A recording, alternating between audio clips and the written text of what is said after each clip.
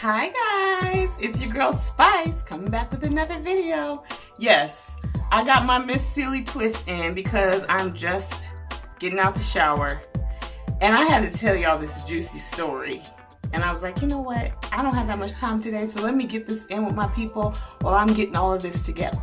So y'all are gonna kick it with me a little while. I'm gonna get my face on, I'm gonna talk to y'all, but I'm not gonna be telling you what I'm doing on my face because y'all know I don't know what I'm doing. I'm just putting on makeup, so just watch and listen, okay?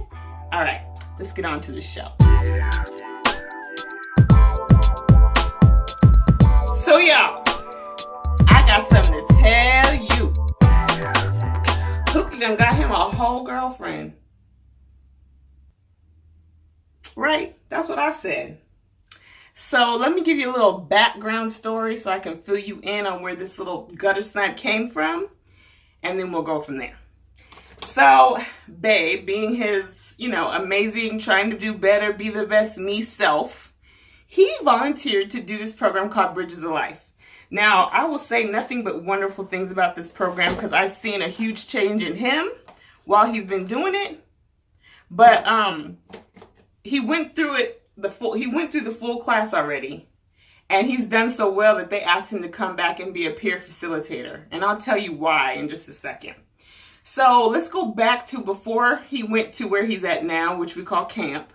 He was in another institution where he was minimum. So he, every kind of like graduation, based on how many points you get, how well you behave, you kind of go down in custody level. So he was at the minimum custody level. And then now he's at camp, which is the lowest you can go before you're basically free. So when he was at minimum, he did this program, Bridges to Life.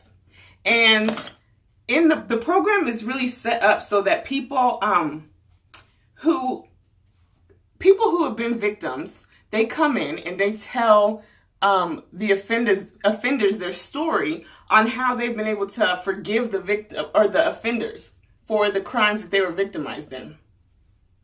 I'm looking here and here. This is the mirror. Y'all are right there. So Pookey did the class. He was excited to do it because, he always is trying to get better and use every opportunity to take all the classes they offer. So he took this class, and what they do is they have offenders come into class so that when the volunteers are telling their story, it kind of helps break the walls down with some of the inmates so that they see the vulnerability and see how they've been through these tragic things and they've been able to forgive and move on, and they're saying how that's been helpful for them. So they want the offender to also acknowledge what they did, take accountability, forgive themselves, and ask forgiveness for either to the victim, whether it be the actual person they committed the crime against, or a family member, to your wife, your children, whoever it is that you feel like you need to apologize for because of how what you did affected them. Is that clear? So they break off into these groups, and each group has about 5 or 6 inmates with a peer facilitator, which now Pookey is, but before he was in the class just as a member. So there's a peer, and then there's an actual volunteer, and they facilitate the group. So the guys have to come in with their stories. So they tell what their crime was, and in that they're supposed to be acknowledging who their victims were in the crime. So it might be the person that you shot, and it could also be that person's family. It could be your family because you did the crime, you left your kids behind, or you hurt your mother for the 1,000th time, or whatever the case. So in the class, Babe says he goes and he's doing it, and I'm excited to hear how it goes. And I said, so how'd the first class go? And he's like, oh, it went really good. He was like, yeah, there were some good stories today. And he's always telling me it makes my nose hurt, because when you about to cry, where is my concealer? When you about to cry, your nose start to tingle, because he's like, man, these stories be getting to you. So he's telling me about the stories, and I'm just listening in shock and awe. And then he's like, yeah, but babe, I think I got an admirer. And I'm like, what, for real? Who? And he was like, this lady, let's call her Rashida. He was like, this lady Rashida, every time, she's my peer facilitator, or my other facilitator. And every time in the class, when I look up, she's staring at me. So I say, well, were you were obviously looking at her if you knew she was staring at you? He was like, no, like I would feel someone staring at me. And then I look up and she's just staring at me with this look in her eye. So I'm giving him a hard time, like, boy, ain't nobody looking at you. You fine. Even though in my mind I'm like, don't try me, lady. I'm just gonna play it cool because, you know, I don't want him thinking I'm crazy, even though he knows I'm crazy. But every week I kind of just check on the situation to see how it's going. So the next week he comes and I'm asking about the class. We're talking about it. And I don't just go straight for the Rashida information because I'm trying to be like, not crazy. Because the thing about it is, there's been times where these women in the prison system, whether they're COs, correctional officers, or they're volunteers, there's been times over the years where he's clearly been hit on. And I know it makes him really uncomfortable because he's not used to that. And he's not really sure that that's what it is either. So I be having to tell him, like, she was hitting on you. She totally was trying to mac you down. And then he gets all embarrassed because he's not really used to it. I mean, the man's been gone for 21 years and I'm the only woman that be in his face. So I always give him a hard time. So this next couple weeks, I'm asking, like, how is, you know, everything with Rashida? What's going on with that? And he was like, babe, I know that this woman is now for sure. I know she's hitting on me. And I said, how you know? He was like, Rick Rock told me. And I said, how did Rick Rock know? Rick Rock is like, he is one of those that we've adopted over the years. I love him. He's like a big brother to me. I've only known him while he's been locked up with Pookey, but he's just good people and I love him to death. So Rick Rock, I guess, was sitting behind Pookey and the rows behind him. And so Pookey was sitting there and Rashida was sitting right next to Pookey. And he was like, at first, she just came and sat down. Like, there was another guy that was sitting. So there's a chair, Pookey, an empty chair, and then another guy. Because, you know, guys don't sit right on top of each other. Well, she came and sat her little happy ass right in the middle of them. So Rick Rock was kind of to the side and behind so he could see what was going on. Well, someone was giving a speech. And so Pookey was looking up front, listening to the speech. And he was like, you know how your face gets hot because you know someone's looking at you? And he was like, but I was not going to look over it. I just wasn't going to look. So I kept looking straight forward. And then I guess at the end, because Rick Rock told me this himself when we were in the visiting room, he was like, sis, the girl was all in his face. She was just looking at him like, hungry and thirsty. I said, so what happened? He's like, something caught my eye and I look over, like past her and I look down and she's just staring at me. And he was just like, okay. So it kind of started to make him feel a little uncomfortable because for one, that's not what he's there for. And for two, she was just kind of being blatant about it, like not even trying to hide it. So Pookey said that the next couple of weeks, every time they ask, like they go around the group and say like how your weekend was, and Pookey was like, I always was like, yeah, you know, talking to my wife, me and my wife, or I just got back from trailer from my wife. He's like, I just was always saying something about my wife just to kind of let her know, like, this ain't that kind of party. So then, don't you know, she started being like, oh, after class, so how's your wife doing? Mind you, she has an accent too, because she's from some part in Africa. So how's your wife doing? But she was kind of snarky. And he was like, oh, she's fine. And he was like, you know, you shake everybody's hand. And he would shake her hand and she wouldn't let go. She would just hold on to it and kind of like have his fingers and be doing like this. So he would just pull his hand away and be like, okay, see you later, Rashida. So over time, he said it really started making him uncomfortable because here's the situation. Here's where it turns not funny. Because the fact that he's feeling uncomfortable, I don't like that for one. But two, if he says anything to anybody like, okay, she needs to chill, they're going to remove him out the program. They're not going to remove her. And the problem is that if she said, oh, well, he made a pass at me, that's a done deal for him. They're not giving him the benefit of the doubt. They're not going to ask him what happened. It's over and done with. So he's like, I don't want to piss her off. So because she could say that easily. And that's happened. Actually, just in this 2 weeks ago, the same exact thing happened with another guy. And so he was just like, I was just trying to play it cool because I don't want to make her mad. Don't be tying my man's hands up like that. Don't do that. So, you know, it kind of kept going on, but he would kind of keep his distance as much as he could. And then he said one day she gonna come in there with a velour sweatsuit. Who wearing velour sweatsuits still? With the juicy on the butt. If the sweatsuit's fine, but you got juicy on your booty, and then you got the nerve to try to bend over in front of my man, you're a gutter snipe. That's what you are, a gutter snipe. He said she bent over right in front of my face. He's like, I was sitting down and she gonna stand up and bend over like she was tying her shoe. And I said, did you look? And he was like, no, I couldn't even look past her ashy ankles. Her ankles was ashy. I was cracking up laughing when he said that. He was like, she has some ashy ankles.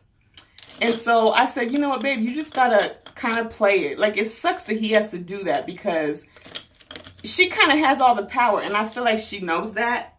And that's what I don't like. Like, I don't like when you take advantage of that because you know he can't do anything. So let's just move on past that class.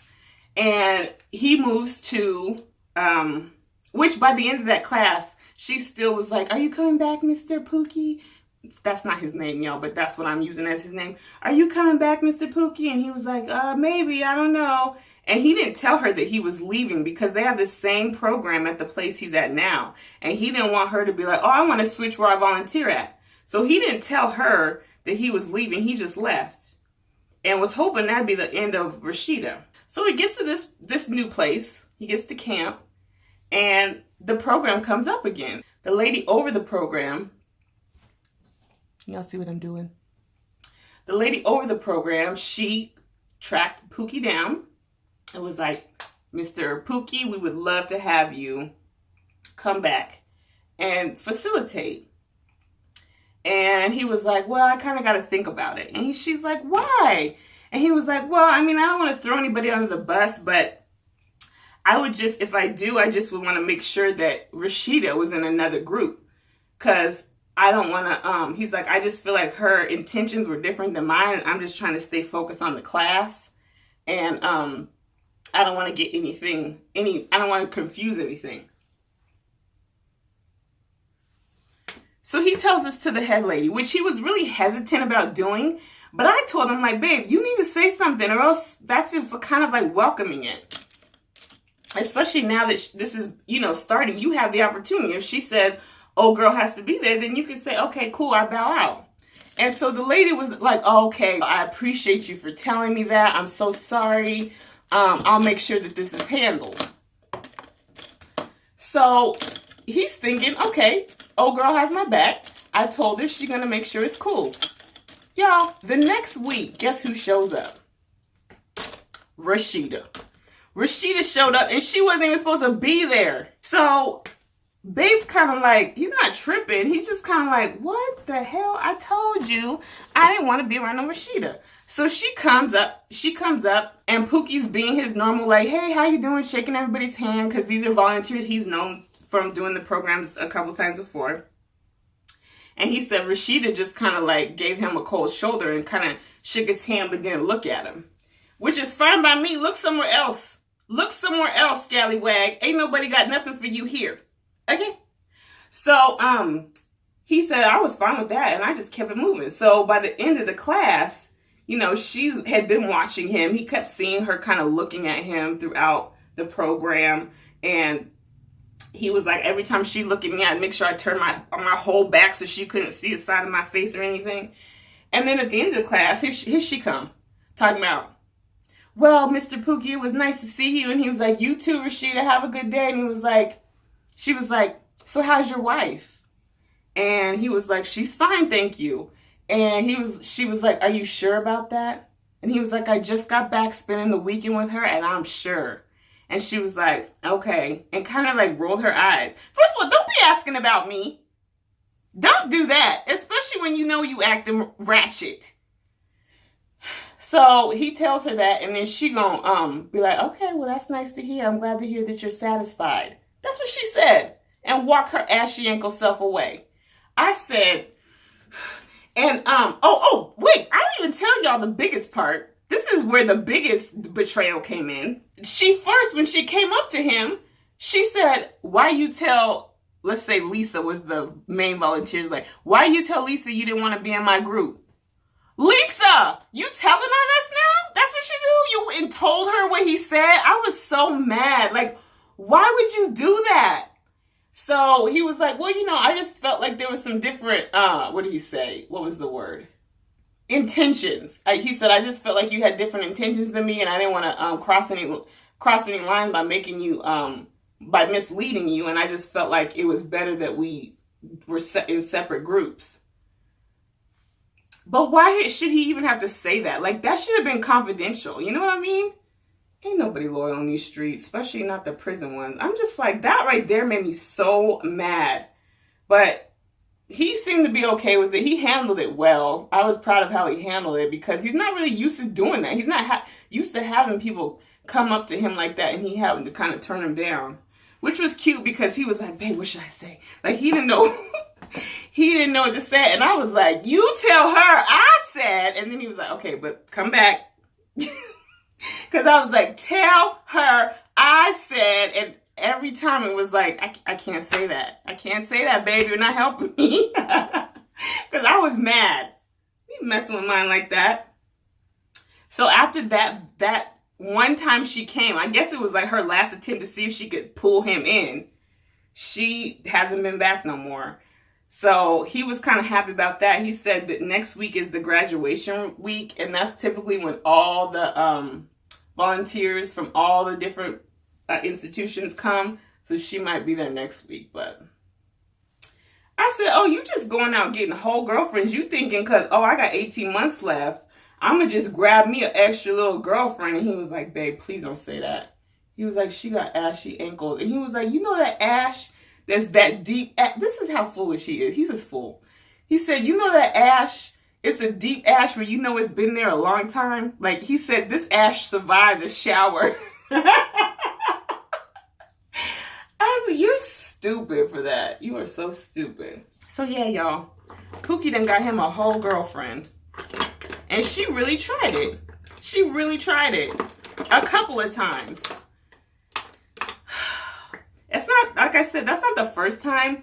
But I will say, it's kind of, it's so new for me. Because, I mean, I'm not used to, like I said, it's happened before. But I'm not used to really having to, like, deal with other women. Or the fact that they be acting so damn trifling. You know what I'm saying? So it was kind of a new feeling for me. And I was like, oh, am I jealous? Is this what jealousy is?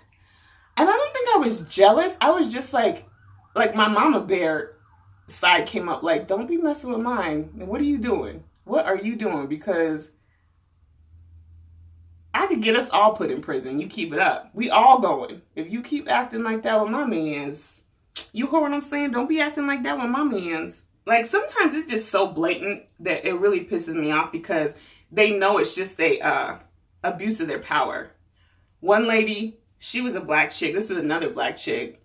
And normally where the men shower at, the women guards cannot be over there. And the thing about it is, she would be the guard at visit. So I would see her every week. She was another thick girl. And you know how sisters be like, oh, you cute. And every week she was like, oh, you're so cute. I like that outfit, girl, blah, blah, blah, blah. And the whole time you lusted over my man. So this time he said that he was in the shower. And the way the shower is, there was like kind of a wall. But there was also stairs behind that wall. So there was like this little gap between where the stairs were that you could see down into the shower. And he said one day he looked up and she was sitting there watching him take a shower. And he was like, really? Like, you just gonna sit there and watch? And she just watched. And he turned around. And then the next day she tried to give him her phone number. This was like, I'm trying to think because I know where we were at. This had to be almost like 10 years ago. But that was one of the first times he told me that. I mean, not that they hit on him, but it was so blatant. So then there was another time where these women are ruthless and they're so trifling because one second they try to be all flirty and the next second they be ready to book you when they don't get what they want. So that's why you got to kind of play it safe with them. I mean, you don't flirt back, but you can't really like shut it down like you want to, because they could shut you down. You know what I'm saying? So this other lady, you know, because Pookie's a big guy, so everybody always asks him to come lift this, come move this box, come blah blah blah. You know, that's always what they ask him for. So she gonna come ask him that he's moving these TVs, and she has him take him in this storage room. And the storage room, the storage door was open, and normally it's open whenever they ask him to do that. The storage door be open, he'll come in and just put the TVs down, go get the next one, and just kind of keep it rolling.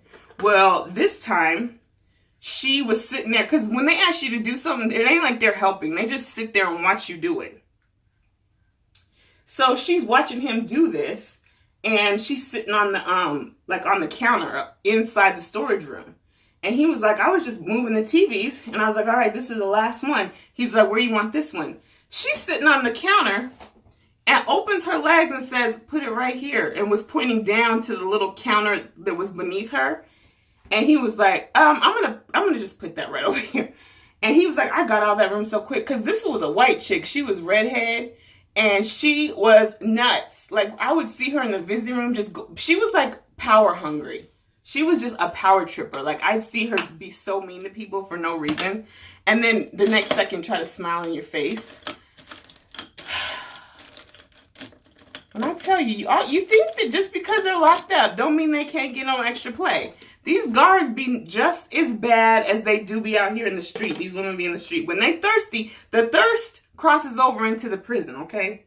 You ain't exempt because you locked up from the thirst traps.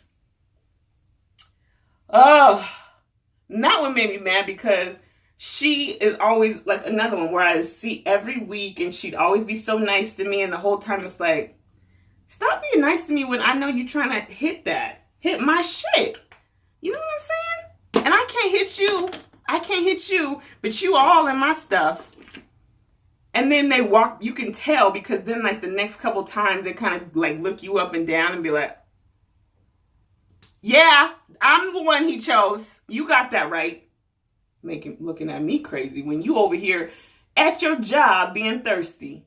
Okay? And my thing is like, Pookey ain't ugly. He ain't ugly. And because he's so big and he's got that big old beard, he's not something you see every day. So I get it. I get the mesmerization. I get why you're mesmerized for a short period of time. But at the same time,